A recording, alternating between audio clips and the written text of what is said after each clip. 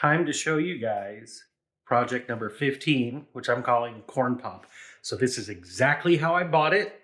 I haven't done anything. I think I wiped down one window and I polished one part of a quarter panel just to see how much the paint would come back. But other than that, it's exactly how I purchased it. So you can see the mess that I get to deal with here. Alright, so starting on the outside, as you can see, the zinc yellow paint has really entered its vintage era. We've got chips, oxidation, dirt, and whatever this texture is, which I'm pretty sure is not factory. Moving up front, the headlights are no longer headlights. They're more like diffused mood lighting, and yes, they are equally foggy on both sides, so, at least it's consistent. The wheels, yeah. We're doing a mismatch set, because why commit to one idea when you can have several bad ones instead? Random stickers directly on the paint, always a bold choice, and a cracked windshield that really ties that whole daily driven with zero concern look. Inside, the windows, we've got sticker residue that's been there long enough probably to be paying rent. And around back, the hatch is absolutely filthy, and you'll notice extra holes drilled into it, even though Ford already provided holes for the license plate. But these were installed with wood screws instead, which I removed, but the damage still remains.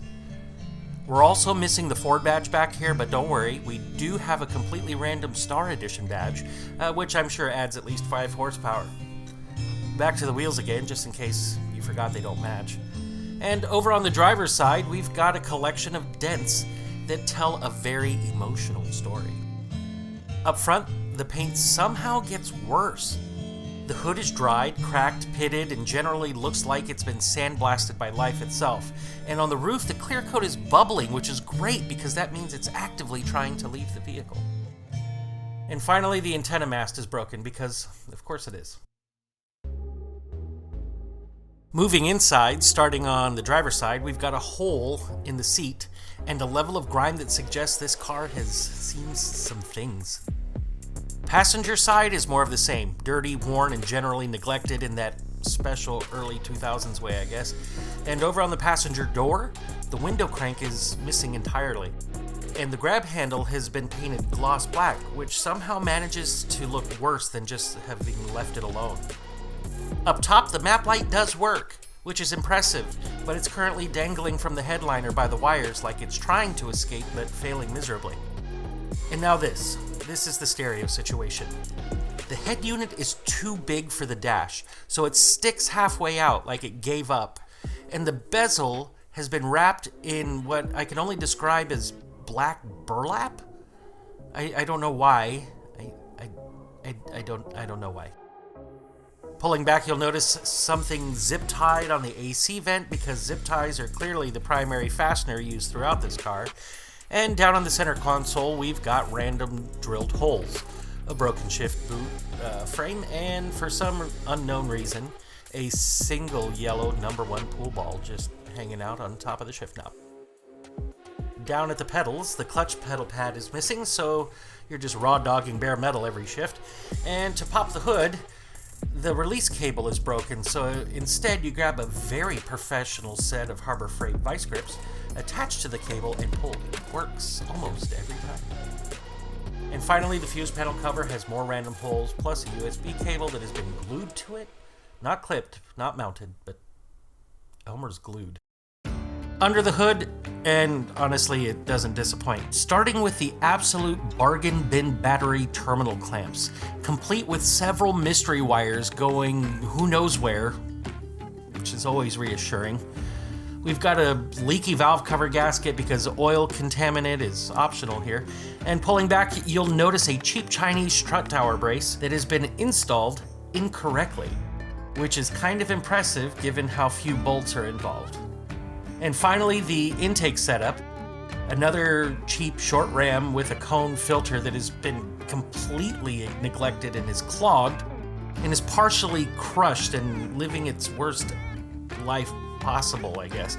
The intake tube used to be chrome, apparently, but now it's just permanently filthy, which really matches the overall vibe of the car. So that's Corn Pop.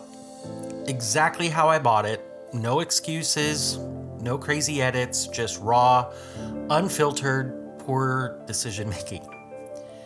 In the next video, the first priority is a full detail, inside and out, because I'm going to be getting in and out of this thing repeatedly, and I'd prefer not to feel like I need a tetanus shot afterwards.